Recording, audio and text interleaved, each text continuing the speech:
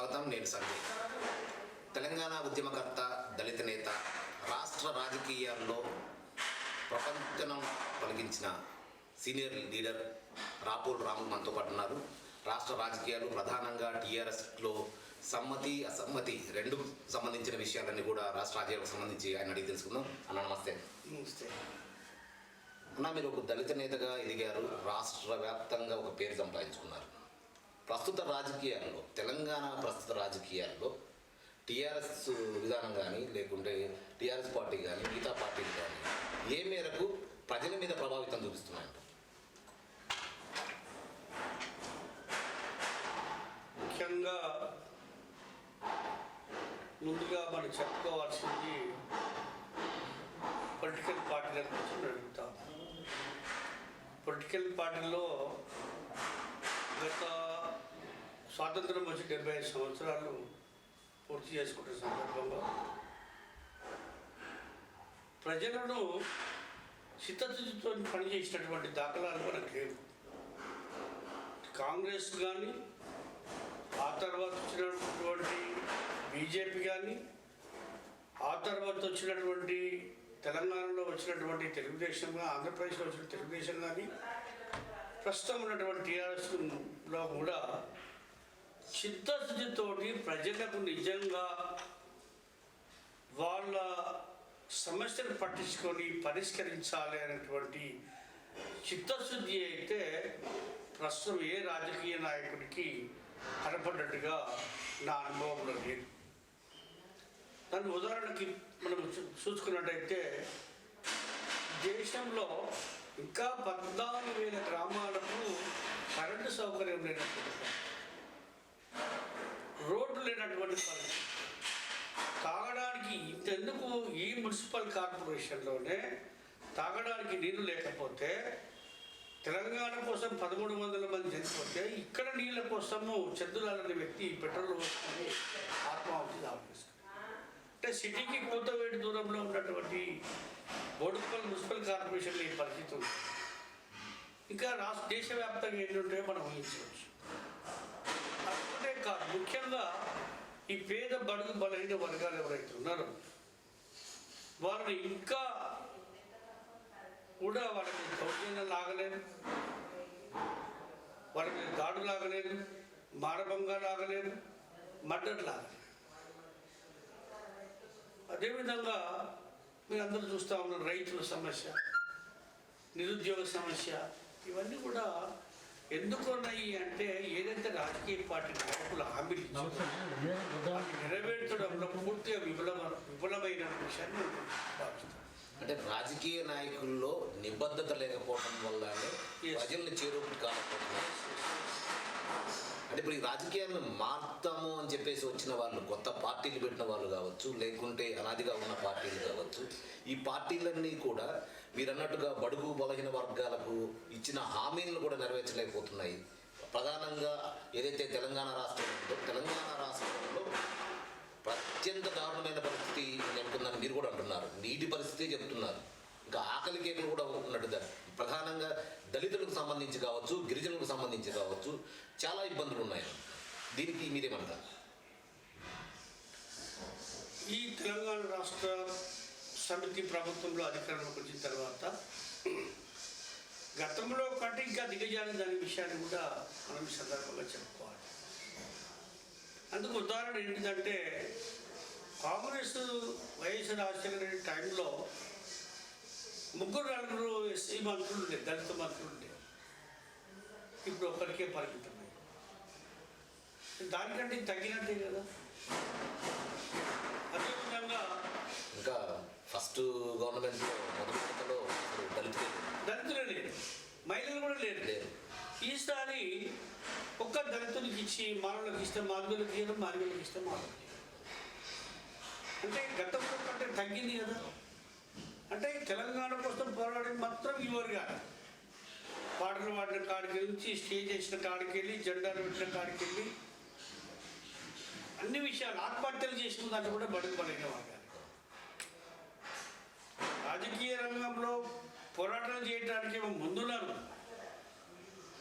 తీరా తెలంగాణ వచ్చిన తర్వాత ఫలితం అనుభవించే దగ్గర ఇలా అగ్రవర్ణాల నాయకులు ఉన్నారనే విషయం మనం స్పష్టంగా కనపడతాం. మీరు చెప్తున్నట్టుగా దళితులు కావచ్చు, ఏదైతే పేద మధ్యతరగతి వర్గాలకు సంబంధించిన వాళ్ళే ఏదైతే ఉద్యమంలో కావచ్చు, రాష్ట్రం సాధించుకోవడంలో ప్రాణాలు కోల్పోవడం కానీ లేకుంటే వారి త్యాగాలు ఎక్కువగా ఉన్నాయన్నారు. ప్రస్తుతం పరిస్థితుల్లో గత ప్రభుత్వం ఏదైతే మొదటి విడత ప్రభుత్వంలో కావచ్చు లేకుంటే ఇప్పుడు కావచ్చు, ఉద్యమకారులకు అసలు ప్రాధాన్యత ఏమైనా ఉందా? ఉద్యమకారులను పట్టించుకునే నాదుడు ఉన్నాడా? అసలు కనిపిస్తలేదు కదా. ఉద్యమకారులు ఒక్కొక్కరు గాదీనే ఎక్కడ ఉన్నాడు, జిట్ట బాలకృష్ణ రెడ్డి ఎక్కడ ఉన్నాడు, చెరుకు సుధాకర్ ఎక్కడ ఉన్నాడు, మరి అదేవిధంగా రాముల నాయక్ ఎక్కడ ఉన్నాడు? వీళ్ళంతా ఉద్యమకారులు. ఇటీవల జరిగిన పరిస్థితులు ఈటెల రాజేంద్ర గారు ఎక్కడ?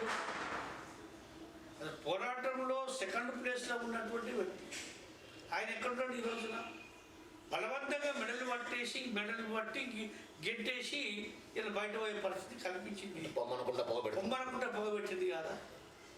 కాబట్టి ఉద్యమకారులకు న్యాయం జరిగిందనేది అబద్ధం.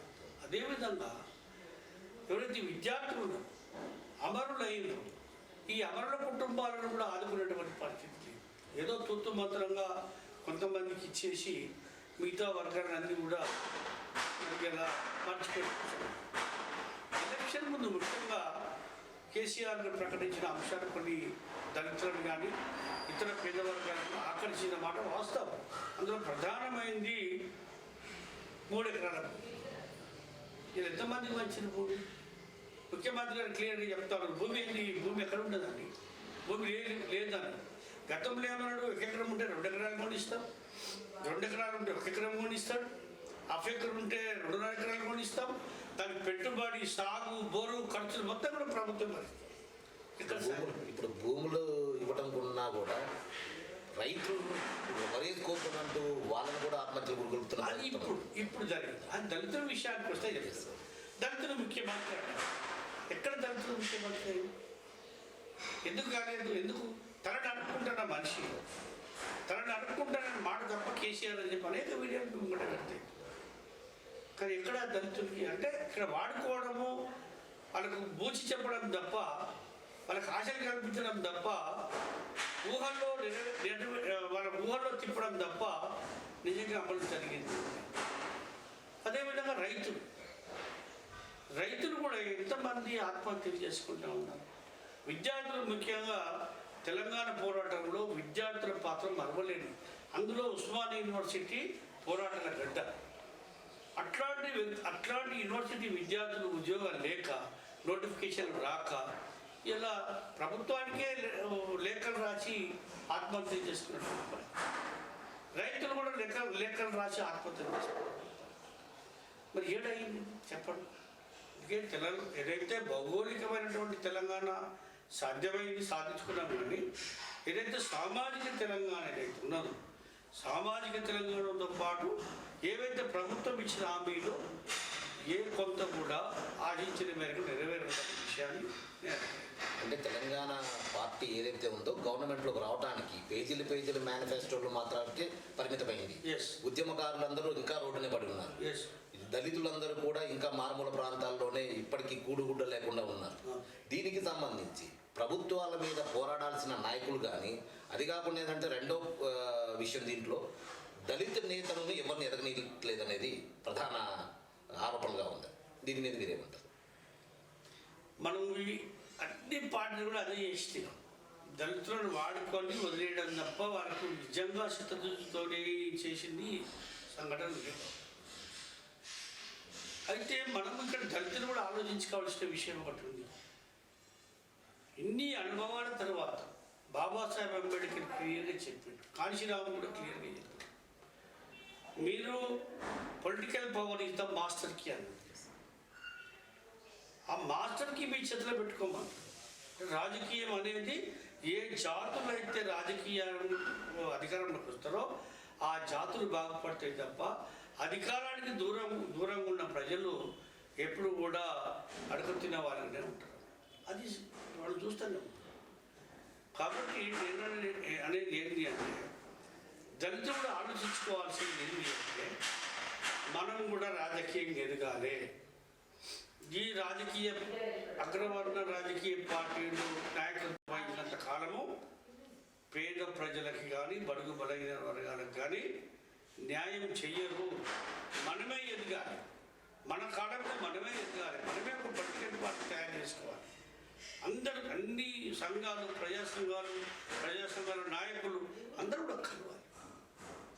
కలిసి సపోజ్ బహుజన సమాజ్ పార్టీ లాంటి పార్టీ దాన్ని బలోపేతం చేయాల్సి అంటే ఇప్పుడు మీరు చెప్పినట్టుగా దళితులు వాళ్ళు ముందుకు రావాలి, వాళ్ళకంటే ఒక ప్లాట్ఫామ్ క్రియేట్ చేసుకోవాలి, వాళ్ళు కూడా అధికారంలోకి వచ్చేందుకు, అది కాకుండా ప్రాధాన్యత తెచ్చుకునేందుకు ప్రభుత్వంలో పాటుపడాలనుకున్నారు. కానీ ప్రస్తుతం ఉన్న పార్టీలన్నీ కూడా, ఏ పార్టీలైనా కూడా ధనమూల ఇదం జగత్ అన్నట్టుగా డబ్బుతోనే ప్రతిదీ జరుగుతుంది, డబ్బు ద్వారానే ప్రభుత్వాలు ఏర్పడుతున్నాయి, డబ్బు ద్వారానే రాజకీయాలు దీన్ని ఉదాహరణ మీకు చెప్తా. డబ్బుతోనే జరుగుతుందంటే ఇటీవల హుజురాబాద్ ఎలక్షన్ మనం చూసుకోవచ్చు. ఓటుకు 2,000 ఇచ్చినా ప్రజలు నమ్మలేదనే విషయం. ఇంకొక విషయం కూడా ఏంటంటే ఢిల్లీలో ఆమ్ ఆద్మీ పార్టీ ఒకవైపు రాష్ట్రపతి, ప్రధానమంత్రి అధికారంలో ఉన్న బీజేపీ ఒకవైపు, 125 సంవత్సరాల చరిత్ర కలిగినటువంటి కాంగ్రెస్ పార్టీ ఒకవైపు, నిన్నగాక మనం కన్ను చేసినటువంటి ఆమ్ ఆద్మీ పార్టీ కేజ్రీవాల్ ఒకవైపు, 1000 కోట్లలో ఒకవైపు, ఏమీ లేని ఒక ఆఫీసర్ ఒకవైపు. అక్కడ సాధ్యమైంది లేదు, మరి ఇక్కడ ఎందుకు కాదు? డబ్బే అన్నింటి దగ్గర పనిచేస్తానని చెప్తే నాకు నమ్మకం. అంటే రాష్ట్రంలో ఇప్పుడు మనం చూసామని అంటే రాష్ట్రంలో ఉన్న అన్ని పార్టీలు కూడా, ఏ పార్టీ చరిత్ర చూసినా కానీ అదే ధనమూలతో ఉన్నట్టుగానే ఉంది, డబ్బుతోనే ఉంది. దానివల్ల దళితులు ఎదుగుతారా అనేది వచ్చింది. ప్రజలను ఎవరైతే ఎదిగినో ఈ సామాజిక వర్గాలలో విద్యావంతులుగా, మాలాంటి వాళ్ళు మేధావులుగా ప్రజల్ని చైతన్యం పరచడంలో లోపం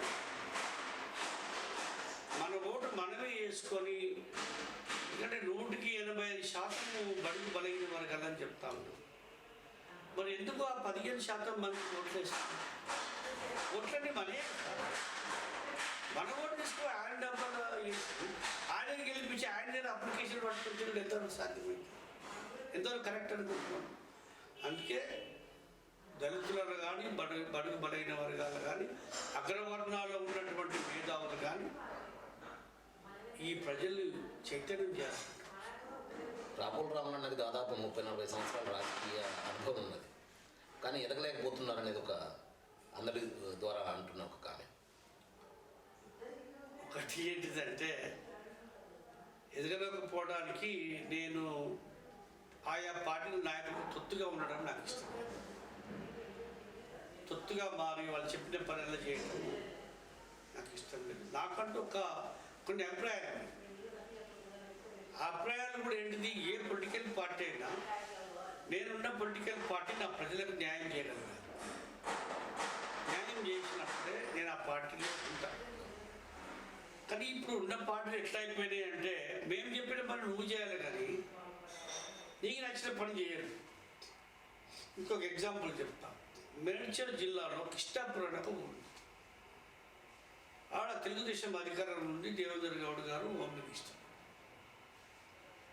అయితే ఆడ మీద దీపావళి నాడు భజన చేస్తుంటే ఈ దళితులు అక్కడ పోయింది దేవాలయం. పోతే వాళ్ళని బాధపడ్డారు. నేను అప్పుడు తెలుగుదేశం పార్టీలో జనరల్ సెక్రటరీగా ఉన్నాను, రంగారెడ్డి జిల్లా జనరల్ సెక్రటరీ.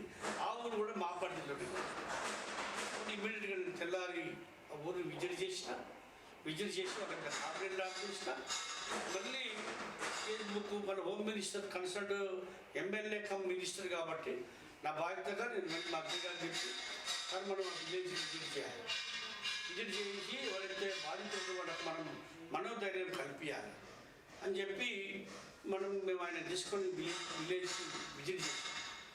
విజిట్ చేసిన తర్వాత నేను వాళ్ళంతా బాధితులు వచ్చి ఏడుస్తూ ఉంటే, వాళ్ళ పిల్లలు తల్లిదండ్రులు ఏడుస్తూ ఉంటే వాళ్ళకి ఓదార్చడానికి గట్టిగా ప్రయత్నం చేసినాం. దేవేంద్ర గారు కొంచెం చెప్పిండు. నేనన్నా పోలీసులు కూడా అక్కడికి వచ్చి, ఎందుకంటే హోమ్ మినిస్టర్ కాబట్టి వస్తే నేను గట్టిగా డిఎస్పీ గారికి వీళ్ళందరూ కూడా గట్టిగా, సార్ ఏది ఏమైనా వీళ్ళని ఖచ్చితంగా కేసులు పెట్టి వీళ్ళను కఠినంగా శిక్షించాల్సిందే అని గట్టిగా చెప్తా ఉంటే ఇక్కడ అవతల వైపు కొట్టిన వాళ్ళు దాడి చేసిన కూడా తెలుగుదేశం వాళ్ళు. సరే ఇది అయిన తర్వాత గట్టిగా చెప్పి నన్ను మినిస్టర్ గారు ఏమనలేదు. సరే నువ్వు మేము ఇక వెళ్ళి వచ్చే టైంలో నువ్వు కారు ఎక్కాను, ఆయన కారు. నాకు మా డ్రైవర్కి చెప్పి నువ్వు వెనకరా సార్ ఏమడిపోతున్నా అంటే ఆయన ఏం చెప్తుండంటే నాకు చూడు భయ్ మనము చూసి చూడనంటే వదలాలి. ఇక్కడ అవతల కూడా మనోళ్ళే కదా, పార్టీకి డిస్టర్బెన్స్ అవుతుంది. నేను ఒకటే మాట సార్, నా ప్రజలకు న్యాయం చేయలేని పార్టీ నాకు అబ్బండి ఆపు, నేను దిగి వెళ్ళిపోతాను. నేను ఇప్పుడే పార్టీ గుడ్ బై చెప్పి వెళ్ళిపోతాను సార్. ఆ విధంగా గట్టిగా మాట్లాడతారు నచ్చుతారు. అట్లా నేను అడ్జస్ట్ కాలేదు. మీన్స్ నా థింకింగ్లో ఆ పార్టీ లేవు, నా ఆలోచన విధానంతో నడుస్తలేవు. వాళ్ళ ఆలోచన విధానంతో పార్టీ నడుస్తుంది. వాళ్ళ ఆధిపత్యమే నడవాలి, వాళ్ళ ఆధీనంలోనే మనం ఉండాలనే విధానంలో అందు గురించి నేను అందులో ఉండలేకపోతున్నా. తర్వాత వాళ్ళు కూడా నేనంటే కొంత వాళ్ళకు ఒక ఈయన వస్తే అభద్రతా భావం. మనం ఉదాహరణ చూసాం, మల్లారెడ్డి గారు మున్సిపల్ ఎలక్షన్లో ఒక్కొక్క దగ్గర 50 లక్షల రూపాయల టికెట్ నేను గట్టిగా విభేదించిన. జెండా మోస్తాడు ఎక్కడ పోవాలి, జేజలు కొట్టినాడు ఎక్కడ పోవాలి, ఓట్లు ఎప్పిస్తాడు ఎక్కడ పోవాలి. ఈరోజు నువ్వు బిల్డర్లకు, ల్యాండ్ బిజినెస్ దారులకు, పెద్ద పెద్ద ల్యాండ్ గ్రాబర్స్కు, ల్యాండ్ మాఫియా తీసుకొచ్చిన టికెట్లు ఇస్తే ఇలా జెండా మోస్తాడు ఎక్కడ పోవాలి అని చెప్పి ఆయన నాకు కూడా అదంతా మీడియాలో కూడా మీరు అంతా చూసారు. కాబట్టి నేను అక్కడ కూడా దూరం అయిపోయింది. సో ఈ ఏదైతే మల్లారెడ్డి గారి ఇష్యూ తర్వాతకి రాపోల్ రాములన్న సంబంధించి పార్టీకి అసమ్మతిగా మారాడా, లేకుంటే ఇంకా పార్టీకి నిబద్ధత కలిగిన లీడర్గా ఉన్నారా? పార్టీలోనే ఉన్న ప్రస్తుతం, కానీ మల్లారెడ్డి చేసే అకృత్యాలకు మాత్రం వ్యతిరేకంగా పోరాడుతారు. ఈ విషయాన్ని నేను కేటీఆర్ గారికి తీసుకుపోయినా, కేసీఆర్ గారికి తీసుకుపోయినా, కవిత గారికి చెప్పినా, సంతోష్ గారికి కూడా చెప్పిన. యాక్షన్ తీసుకోవాలి అగనిస్ట్ మల్లారెడ్డి. సరే వాళ్ళకి ఏం ఒప్పందాలు ఉన్నాయి ఏమనేది అది నేను చెప్పలేదు, చేయలేదు. కాబట్టి నేను పార్టీకి కూడా దూరంగా ఉన్నా. మల్లారెడ్డి గారికి మా అంతర్జాతీయ కూడా నేను దూరంగా ఉన్నా. మల్లారెడ్డి గారి విషయంలో మీకు టీఆర్ఎస్ మీద ఒక ఏదైతే కోపం కాకపోయినా కానీ టీఆర్ఎస్కి దూరంగా ఉండాలన్న ఆలోచన మాత్రం మీకు వచ్చిందని అంటారు. మల్లారెడ్డి విధానాన్ని భ్రష్టు పట్టిస్తుంది. ఎందుకంటే ఇక్కడ మనకు డైరెక్ట్ కేసీఆర్ కేటీఆర్ డైరెక్ట్ ప్రజలకు అటాచ్మెంట్ ఉంటారు. ఇక్కడ లోకల్గా ఎమ్మెల్యే గారు ఉంటారు, ఆయన మంత్రి ఉంటారు. ఏదైనా అటాచ్మెంట్ ఏదైనా సమస్య ఉంటే ఆయనే దోపిడీ చేస్తారు. ఆయనే ప్రజల యొక్క ఆస్తిని దోస్తూ ఉంటే, ఆయనే డబ్బులు తీసుకుంటుంటే ఎట్లా సాధ్యమవుతుంది అట్లా ఉండడం? కేవలం రాపోల్ రాములనే కాకుండా చాలామంది కూడా ఏదైతే మల్లారెడ్డి మీద ఆరోపణ చేస్తున్నారో ఆధారాలతో సహా చూస్తున్నారు. కానీ ప్రభుత్వంలో ఆయన కీలక రోల్ పోషిస్తున్నాడు అనేది ఒక ఏదైనా సమయం కోసం వెయిట్ చేయాల్సింది. కేసీఆర్ కూడా ఆయన 100% నమ్ముతుందనేది నేను అనుకోను. సమయం వచ్చినప్పుడు నాకు ఉన్న ఇన్ఫర్మేషన్ ఏంటిదంటే ఒక 3-4 మంత్రులను ఎక్స్పాన్షన్లో తొలగించే అవకాశం ఉంది. ఏ లోపాయకారి ఒప్పందము చేసుకొని ఏదైనా జరిగితే ఉండవచ్చు. కానీ రేపు 23లో జరిగే ఎన్నికల్లో మనం 100 కోట్లు పెట్టి గెలిచినాడు కదా, 200 పెట్టి 200 కోట్లు పెట్టి పోటీ చేసిన మల్లారెడ్డి గెలుచుడు అసంభవం. అది ప్రతి ఒక్క కార్యకర్త ఆలోచిస్తూ ఉండు, ప్రతి ఒక్క జెండా మోసినోడు ఆలోచిస్తూ ఉండు, ప్రతి ఒక్క టీఆర్ఎస్ ఉండాలి. కానీ బయట ప్రజలు కూడా చాలా మేడ్చల్ నియోజకవర్గంలో మల్లారెడ్డికి మీరు ఏదైతే మల్లారెడ్డి అక్రమాలను బయటపెడుతున్నారు కూడా మేడ్చల్ జిల్లాలో ప్రతి కార్యకర్త కూడా మల్లారెడ్డికి వ్యతిరేకంగానే మాట్లాడుతున్నారు, దూరంగానే ఉంటున్నారు. ఎందుకంటే మీరు ఇందాక అన్నట్లుగా సామాన్యుడికి న్యాయం చేయనున్నప్పుడు ఏవైతే నాకు అవసరం లేదు, పార్టీ కూడా అవసరం లేదు అన్నట్టుగా ఇప్పుడు మల్లారెడ్డి మీరు అన్నట్టుగానే ఏదైతే 200 కోట్లు పెట్టినా 300 కోట్లు పెట్టినా నేను డబ్బులు పెడతానంటున్నాడు కాబట్టి అవకాశాలు ఉన్నాయా? అంటే డబ్బు వల్ల గెలిచే అవకాశం? డబ్బుకు పోయే అవకాశం అయితే నేను స్పెషల్గా మల్లారెడ్డి విషయం నేను చెప్తా ఉన్నాను. డబ్బులు ఎన్ని పెట్టినా సరే ఆయన మాత్రం గెలిచేది అసంభవం. ప్రతి కార్యకర్త కుములుతున్నాడు లోపల. ఎంత కుములుతున్నాడు నాకు తెలుసు. పార్టీ కోసం కష్టపడ్డ వాళ్ళు, ఉద్యమాలు చేసిన వాళ్ళు, పార్టీలో ఉన్న వాళ్ళు, వాళ్ళ దగ్గర ఎంతెంత దోపిడీ చేస్తుండే ఉదాహరణ తెలుసు. ఆయన సర్పంచి, శామలపేట సర్పంచి, ఆయన టీఆర్ఎస్ పార్టీ, ఆయన 50 ఎకరాలు భూమి కొనుక్కొని ఎంజాయ్ చేస్తూ ఉంటే ఫోన్ చేసి సర్పంచ్కి ఇస్తే సరిపోతుందా, ఈయనకి సరిపోతుందా, నేను రాళ్ళని వీటికి ఇస్తామని పొట్టు కొట్టిపిస్తా అని మీరు వెళ్ళలేదా? అదేవిధంగా దుండిగల్ పోలీస్ స్టేషన్లో ఒక పేద మహిళది అద్దెకరం భూమి ఉంటే ఆయన మీద కేసు బుక్ అయింది కదా. కేసు బుక్ కాలేదా? ఇవన్నీ ప్రభుత్వానికి తెలియదు అంటారా? తెలుసు అంతే. తెలియక కాదు, అన్నీ తెలుసు. ఇక్కడ ఇంటెలిజెన్స్ ఉంటుంది, ప్రభుత్వం ఇన్ఫర్మేషన్ ఇచ్చిన చాలామంది ఉంటారు, పార్టీ విధేయులు ఉంటారు, అన్నీ ఉంటాయి, అన్నీ తెలుసు. కలిసి కూడా వాళ్ళు చేస్తున్నారంటే పార్టీ కర్మ, ఇక ఆయన కర్మ. అంటే మీరు ఇప్పుడు ఏదైతే టీఆర్ఎస్ పార్టీ ఉందో, ఏదైతే 2023 ఎన్నికల్లో రాజకీయాల్లో అన్నీ సాధ్యం అంటారు. ఏదంటే రాజకీయంలో శత్రువులు ఉండరు, మిత్రులు ఉండరు, శాశ్వత మిత్రులు ఉండరు అని అంటారు కదా. సో 2023 ఎన్నికల్లో మీకు కేటీఆర్ గారిని లేకుంటే కేసీఆర్ గారు కానీ మీకు హామీ ఇస్తే మల్లారెడ్డితో వైరాన్ని తీసుకుని 100% నేను కలవను. మల్లారెడ్డి 100% కలవ. చూడండి, కేటీఆర్ చెప్పి ఆయన తీసేసేయమని, ఆయన తప్పించి ఎవరున్నా మనం చేస్తాం. మల్లారెడ్డి మాత్రం క్వశ్చన్ లేదు. నేను చూస్తున్నా ఫస్ట్ 78లో ఇక్కడ చెన్నారెడ్డి గారు ముఖ్యమంత్రి, ఎమ్మెల్యే ముఖ్యమంత్రి. అదేవిధంగా ఆయన తర్వాత ఉమా వెంకటరామరెడ్డి గారు 2 సార్లు, ఆయన తర్వాత దేవేందర్ గౌడ్ సార్ 3 సార్లు, ఆయన తర్వాత కేరళ, ఆయన తర్వాత కేరళ 5 సంవత్సరాలు, ఆ తర్వాత సుధీర్ రెడ్డి 5 సంవత్సరాలు, ఆయన తర్వాత మల్లారెడ్డి. ఇన్ని సంవత్సరాల కాలంలో ఇంత వరస్ట్ ఎమ్మెల్యే, ఇంత వరస్ట్ మంత్రిని నా జీవితం. నేను ముఖ్యమంత్రి గారితో కలిసి పనిచేసిన, ఎవరు చెన్నారెడ్డి గారితో కార్యకర్తలుగా పనిచేసిన, ఉమా వెంకటరామరెడ్డి గారు నీటిపారుదల శాఖ మంత్రి, ఆమెతో కలిసి పనిచేసిన, దేవేందర్ గౌడ్ గారు రెవెన్యూ మంత్రి, హోమ్ మినిస్టర్, ఆయనతో కలిసి పనిచేసిన. కానీ ఇంత భ్రష్టు వాడు రాజకీయాలకే కొత్త అర్థం తీసుకొచ్చాడు. మన డబ్బు లేకపోతే రాజకీయం చేయలేదు అంటే డబ్బు ఇవ్వండి ఉంటుంది. పేదల దగ్గర జెండా మోస్తుంది నేను చెప్పాలి. ఒక్క డబ్బున్నోడన్న జెండా పట్టిండా? ఒక్క డబ్బున్నోడు కొడుకన్నా ఆత్మహత్య చేసుకుంటా? ఒక్క డబ్బున్నోడు కొడుకన్నా రాస్తారోకు పాల్గొనడా, దెబ్బలు తినడా, జైలు పోయిందా?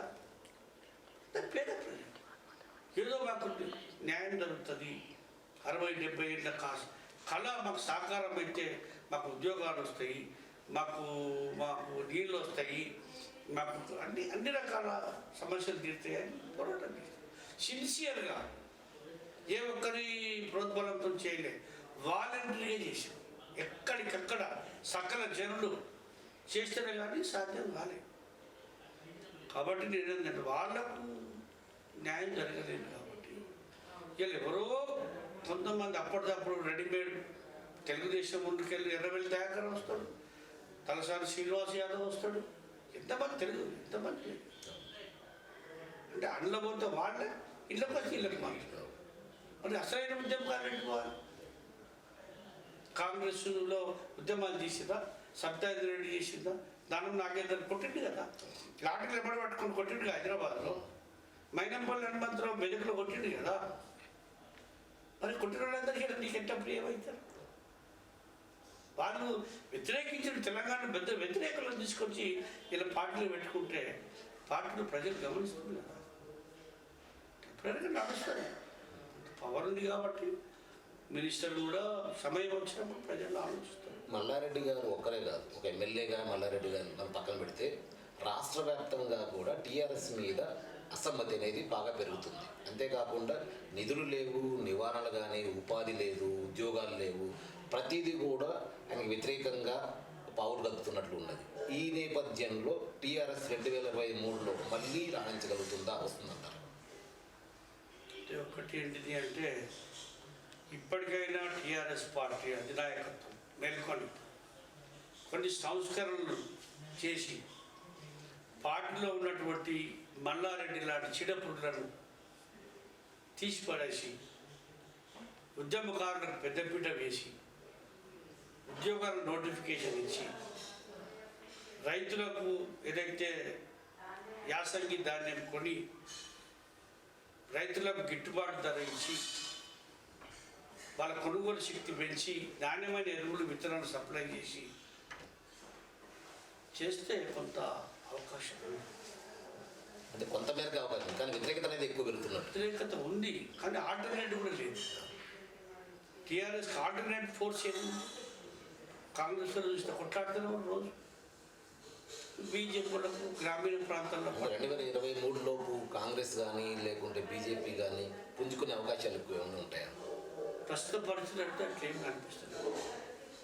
టీఆర్ఎస్ను ఢీకొనేటువంటి శక్తి లేదు. ఒకటి కాంగ్రెస్ మీద ఇంకొక విమర్శ ఒకటి ఏమిటంటే ఇంకా ఓట్లేసి గెలిపించి కూడా వాళ్ళనే పోయి కలుస్తారు.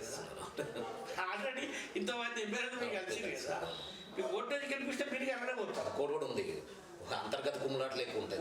కుమ్ములాట రేవంత్ రెడ్డిని వేసిన తర్వాత జగ్గారెడ్డి ఒక దిక్కు, కోమటిరెడ్డి ఒక దిక్కు, అంత కప్పల తగ్గట్టు లెక్కనే ఉంది కదా. కాబట్టి ప్రజలు ఎట్లా నమ్ముతారు?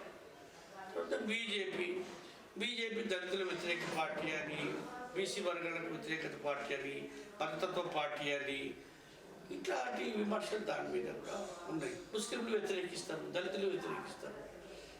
గ్రామీణ ప్రాంతాలలో పుంజుకునే ఉండి అర్బన్ ఏరియాలో మీరు అన్నట్టు అర్బన్ ఏరియాలో కొన్ని సమస్యలు తక్కువ ఉంటాయి, దాడులు తక్కువ ఉంటాయి. నమ్మే పరిస్థితి హిందూ ముస్లిం అనేది ఒకటి క్రియేట్ చేశారు కాబట్టి హిందువులందరూ కూడా కొద్దిగా ఆదరించే అవకాశం ఉంటుంది. కానీ గ్రామీణ ప్రాంతాల్లో ఇటు కాంగ్రెస్లో ఈ సమస్య, బీజేపీలో ఆ సమస్య. కాబట్టి అంత ఫోర్స్గా 23 వరకు తయారవుతారని అయితే అంటే రానున్నది ఇంకా కొత్తపేటలో కూడా కనిపిస్తుంది. సంవత్సర కాలమే ఉన్నది. ఎందుకంటే వాళ్ళు ముందస్తు వెళ్ళే ఆలోచనలు కూడా ఉండొచ్చు. ఈ పరిస్థితుల్లో ఇప్పటికిప్పుడు ఏదైతే టీఆర్ఎస్ సైన్యాన్ని సిద్ధం చేసుకోవటం, ఎన్నికల లోపు ఏదైతే అసమ్మతి ఉందో అసమ్మతి మొత్తం పోగొట్టుకోవడం అనేది సాధ్యమవుతుందంటారు పార్టీలో? అధినాయకుడు తరఫున చేయవచ్చు. సంస్కరణలు చేయాలనుకుంటే నేను పార్టీ అధ్యక్షుడు, రాష్ట్ర ముఖ్యమంత్రి అని అనుకుంటే చేయవచ్చు. చేసి ఈ 2 సంవత్సరాలన్నా కరెక్ట్గా ప్రజలకు ఒక భరోసా కల్పించాలి, రైతులకు ఒక భరోసా కల్పించాలి, విద్యార్థులకు నిరుద్యోగులకు ఒక భరోసా కల్పిస్తే కొద్దిగా అవకాశం అయితే ఉంది. ఈ పార్టీలో ఒక ఫెయిల్యూర్ పార్టీలు అయిపోయింది. కాంగ్రెస్ అట్లా కుమ్ములాటం, అంతర్గత కుమ్ములాటం, బీజేపీలో ఈ మతతత్వము, ఈ upper caste domination, Brahminical forces domination చేయటము, ఇవన్నీ ఉన్నాయి. కాబట్టి ప్రజలు కొద్ది సంస్కరణలు తీసుకొచ్చిన మాట వాస్తవం. టీఆర్ వచ్చిన తర్వాత కొన్ని రైతు బంధు కానీ, తర్వాత 24 hours కరెంట్ కానీ, నీళ్లు కానీ, ఇట్లాంటి కొన్ని సౌకర్యాలు మెరుగుపడినప్పటికీ కూడా కొంతమేర మెరుగుపడింది. కానీ ఏదైతే తెలంగాణ ప్రజలు కలలు కన్నా తెలంగాణ అయితే రాదు. 2023లో రాపోల్ రామన్న ఎక్కడి నుంచి పోటీ చేస్తారు? ఏ పార్టీ నుంచి చేస్తారు? సుధాది ఒక సంవత్సరం ముందు ఇంకా సమయం ఉంది కదా. అంటే గ్రౌండ్ నెట్వర్క్ చేసుకోవాలంటే, గ్రౌండ్ వర్క్ చేసుకోవాలంటే కొంచెం టైం ఉంటుంది కదా. మాకు అండర్ గ్రౌండ్ వర్క్ నడుస్తూనే ఉంది. ఇప్పుడు దాకా మీకు మీటింగ్ చూసారు, కిసర మండలి మీటింగ్ అయింది, మన గట్కేశ్వర మండలి అయింది, అంతకుముందు షాములపేట అయింది. ఒక మండలంలో ముఖ్య కార్యకర్తలతో మీటింగ్లు పెడుతున్నాం. అంతర్గతంగా మేము చేసే కార్యక్రమం అంటే రాపోల్ రామన్న ఏదైతే ఇందాక స్టార్టింగ్లో మనం అనుకున్నట్లుగా బహుజనానికి మారి బహుజనం ద్వారా నాయకుడు అవుతారు, సభకి వెళ్తారు అన్న ఒక ఆలోచన ఏమైనా ఉన్నదా? రాజకీయాలు ఏం చెప్పలేము. ఎనీథింగ్ కెన్ హ్యాపెన్, ఏదైనా జరగచ్చు. రాజకీయాలు చేయాలనుకుంటున్నప్పుడు ఆయా అవకాశాలను బట్టి రాజకీయ నాయకులు దాన్ని వినియోగించుకొని ఒక్కొక్క మెట్టు పోవాల్సిందే. అది ఏ పార్టీ ఏదా అనేది వాళ్ళ యొక్క ఆలోచన విధానం.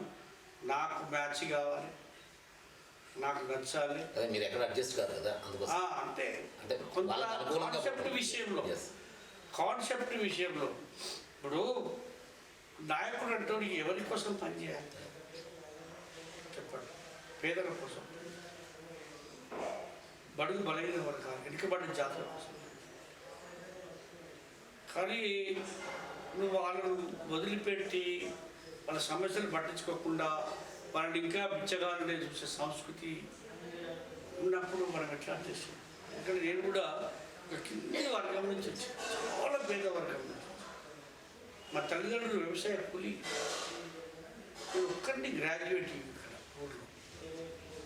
అట్లా ఎదిగి అనేక సమస్యలు గమనించిన వాడిగా, అనేక సమస్యలు అనుభవించిన వాడిగా, ఆకలి బాధ అంటూ ఏంటో తెలిసిన వాడిగా నేను వాళ్ళని అర్థం చేశాను. కాబట్టి నేను ఏం చేసినా ఈ వర్గాలకు ఇచ్చిన పేదవాళ్ళందరూ ఒక కులం మతం ఇక్కడ లేదు. రెడ్లల్లా పేదవాళ్ళు ఉన్నారు, బ్రాహ్మణ్స్లా పేదవాళ్ళు ఉన్నారు, కమ్మడి దాంట్లో పేదవాళ్ళు ఉన్నారు, అని వెలబడ దాంట్లో అడక తిన్న వాళ్ళు ఉన్నారు. వీళ్ళు ఎవరైతే ఉన్నారో నిజంగా వీళ్ళు రేపు ఎలక్షన్ వస్తే ఫస్ట్ లైన్ నిలబడి ఓటేస్తారు వీళ్ళే, పేదలు. మీరు బందీలాంటి పోలింగ్ చూడండి ఎంత తక్కువ ఉంటుందో. అక్కడ ఉంటారు కదా, మీరు ఆ పర్సెంటేజ్ చూడండి. గ్రామీణ ప్రాంతంలో చూడండి, అంటే హుజరాబాద్ మీకు ఎగ్జాంపుల్ 80%. అన్నట్లుగా ఏదైతే గ్రామీణ ప్రాంతాల్లో వాళ్ళు తమ బాధ్యతగా ఓటేస్తున్నారు. ఓటేసినప్పుడు పొలిటికల్ రాజకీయ పార్టీలు కూడా వాళ్ళు మన బాధ్యతగా వాళ్ళకి న్యాయం చేస్తున్నారు. ఇప్పుడు రాబోల్ రామలన్న రాబోయే కాలంలో ఒక దళిత నేతగా, ఎందుకంటే గతంలో ఉమ్మడి ఏదైతే రాష్ట్రం ఉందో, రాష్ట్రంలో ఉన్నప్పుడు కొంతమంది దళిత నేతలు కాస్త ప్రభావితం చూపించారు. కానీ రాష్ట్రం విడిపోయిన తర్వాత ఇప్పుడు తెలంగాణ రాష్ట్రంలో ఒక దళిత నేత కనిపించడం లేదు. రాబోల్ రామలన్న ఇప్పుడు తన తదుపరి ప్రస్థానికి రాబోయే ఇంకో ఏడాది కాలంలో 2023 ఎన్నికల్లోపు ఎటువంటి ప్రణాళికతో ముందుకెళ్తారు రాజకీయంగా? ప్రణాళికలు చాలా ఉన్నాయి, ముందు వెల్లడించడం మంచిది కాదు. ఎందుకంటే మనం కొన్ని ఎత్తుగడలు వేసుకోవాలి. మనం కూడా రాజకీయ నాయకుడిగా రాణించాలనుకున్నప్పుడు ఎప్పటికప్పుడు సామాజిక పరిస్థితులను, పొలిటికల్ పార్టీల యొక్క స్థితిగతులను, వాళ్ళు చేసే కార్యక్రమాలను నిశ్చితంగా గమనించి మనం సరైన మార్గంలో పోతే బాగుంటుంది. మీకు ఉదాహరణ, ఈ డిఎస్పై అని ఒకటి దళిత శక్తితో దాన్ని ఆర్గనైజ్ చేస్తున్నటువంటి వ్యక్తి ఇక్కడ కూడా ఎక్స్పోజ్ కాలేదు. 100 రోడ్డు వాళ్ళు చేసుకుని ఇలా 10 లక్షల మెంబర్షిప్. ఒక మీటింగ్ పెడితే 10 లక్షల మంది వచ్చే అవకాశం. అది ఏ పొలిటికల్ పార్టీకి. కాబట్టి మేము కూడా అదే పంతాలు. ఈ దళిత నాయకులు అంటే రాయపాడు సంఘాలు పెట్టినంతా అమ్ముడు పోయే సంఘాలుగా మారిపోయింది. ఎలక్షన్లు వచ్చినప్పుడు రాజకీయ నాయకులు తిరిగి మాకు ఇది చేస్తావా, అది చేస్తావా, అంటే భవనం కట్టిస్తావా, మాకు ఎస్సీ భవనము, బీసీ భవనము, రజక భవనము, గుజరాత్ ఈ భవనాలు మాకెందుకండి? ఇప్పుడు ఉదాహరణకు దళిత బంధు ప్రకటించారు. నేను దానికి పూర్తిగా విరుద్ధం. ఎందుకు విరుద్ధము అంటే 10 లక్షలు నువ్వు అతనికి ఇచ్చినావు అంటే అతను ఏ విధంగా సద్వినియోగం చేయగలుగుతాడు? నేను అదే 2000 కోట్లతో ఏదో ఒక ఇండస్ట్రీ ఫామ్ చేయి, ఒక కంపెనీ ప్రొడ్యూస్ చేసి నువ్వు అదే నియోజకవర్గంలో ఉన్నటువంటి అన్ఎంప్లాయీస్కి ఉద్యోగాలు కల్పిస్తే వాడు 60 ఏళ్ళు జాబ్ చేసుకుంటాడు. నువ్వు ఇచ్చే 10 లక్షలు 10 సంవత్సరాలు సంపాదించుకుంటాడు. అది శాశ్వత పరిష్కారం. అతను అది ఓన్లీ రిజర్వేషన్ ఫర్ ఎస్సీస్ అని పెట్టేది. ఈయన పోతే ఈయన పిల్లలకు వస్తుంది, ఈయన పిల్లలు పోతే ఈయనకు వస్తుంది. ఏ ఉద్యోగం అయినా సరే అటెండర్ నుంచి ఆఫీసర్ వరకు ఏ ఉద్యోగం అయినా సరే ఎస్సీలకు ఇస్తాను పెట్టు. కానీ నువ్వు ఇండివిజువల్గా ఇస్తే, ఎందుకంటే ప్రజలు ఎస్సీలు ఎట్లున్నారంటే పాపం డబ్బులు ఎప్పుడు చూడని పరిస్థితులు, వచ్చిన డబ్బులు దుర్వినియోగం అవకాశం, అనేక వ్యసనాలు ఉన్నాయి, చేసిన కష్టం మర్చిపోవడానికి అనేక వ్యసనాలు అలవర్చుకున్నారు. కాబట్టి అది దుర్వినియోగమయ్యే అవకాశం ఉంటుంది. ఏదైతే కేసీఆర్ గారు ఇస్తే దానికి నిష్ప్రయోజనం అని నేను భావిస్తాను. కానీ ఈ మధ్య ఒక నేత, అంటే మాజీ పోలీస్ అధికారి, మీకు తెలిసిందే, నేను ఇప్పుడు దళిత నేతగా వస్తున్నాను, దళితులందరికీ నేను అండగా ఉంటానని చెప్పేసి కొత్తగా రంగంలో దిగారు కదా, ఆ ప్రభావం ఏమైనా? ఆయన మంచి పోలీస్ దాంట్లో నో డౌట్ ఎట్ ఆల్. అదేవిధంగా ఏదైతే సోషల్ వెల్ఫేర్ సెక్రటరీగా కొంత కాలం పనిచేసి అనేకమైనటువంటి అద్భుత ఫలితాలు సాధించి ఆఫీసర్ దాని 100% నేను కూడా. కానీ రాజకీయాలు అనేటివి చాలా డిఫరెంట్. పోలీసు వ్యవస్థ ఒక లిమిటెడ్, ఇదేమో లిమిటెడ్ కాదు, విశాలమైనటువంటి సబ్జెక్ట్. దాంట్లో నెగ్గుకు రావాలంటే పోలీస్ ఆఫీసర్గా ఆయన సేవలు, సోషల్ వెల్ఫేర్ డైరెక్టర్గా, రెసిడెన్షియల్ స్కూల్ డైరెక్టర్గా ఉన్న సేవలు 100% సక్సెస్ఫుల్. కానీ ఇక్కడ ఏమైనా సక్సెస్ అవుతారా అనేది ఇంకా కొంత ఆయన మనం స్టడీ చేసిన తర్వాత, ఆయన కార్యక్రమాలు రూపొందించిన తర్వాత, ఆయన స్ట్రాటజీలు ఎత్తులు రూపొందించుకున్న తర్వాత అప్పుడు దాని మీద మనం కామెంట్ చేస్తాం. చివరిగా ఒక్క క్వశ్చన్, యాజ్ ఎ దళిత నేతగా కాకుండా ఒక నాయకుడిగా ఓటర్లకు సామాజిక మార్పు కోసం రానున్న ఎన్నికల్లో ఓటర్లకు ఏం చెప్పాలనుకుంటున్నారు? చాలా మంచి ప్రశ్న అండి ఇది. ప్రజలు ఈ 75 స్వతంత్ర భారతదేశంలో ఇందాక మనం చెప్పుకున్నట్టు ఇంకా తాగడానికి నీళ్ళు లేవు, ఉండడానికి ఇల్లు లేదు, 2 రూపాయల కిలో బియ్యం తినే పరిస్థితి అయిపోయింది, ఉద్యోగాలు లేవు.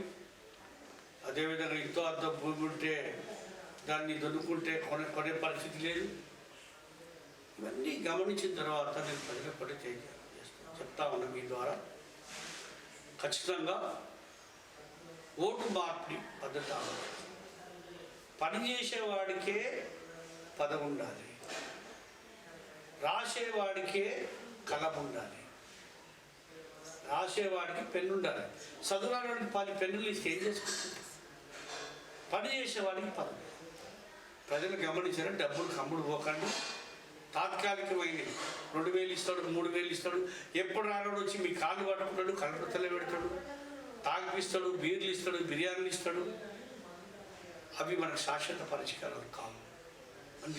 నిరూపితమైంది. అనేక మంది రాజకీయ నాయకులు మీరు చూసిర్రు, కానీ మీ బతుకులో మాత్రం ఏం మార్పు లేదు. కాబట్టి నేను తెలంగాణ ప్రజలందరికీ నేను చేతులు జోడించి నమస్కారం తెలియజేస్తా ఉన్నా. మీరు ఖచ్చితంగా సరైన వ్యక్తిని ఎన్నుకోవాలి.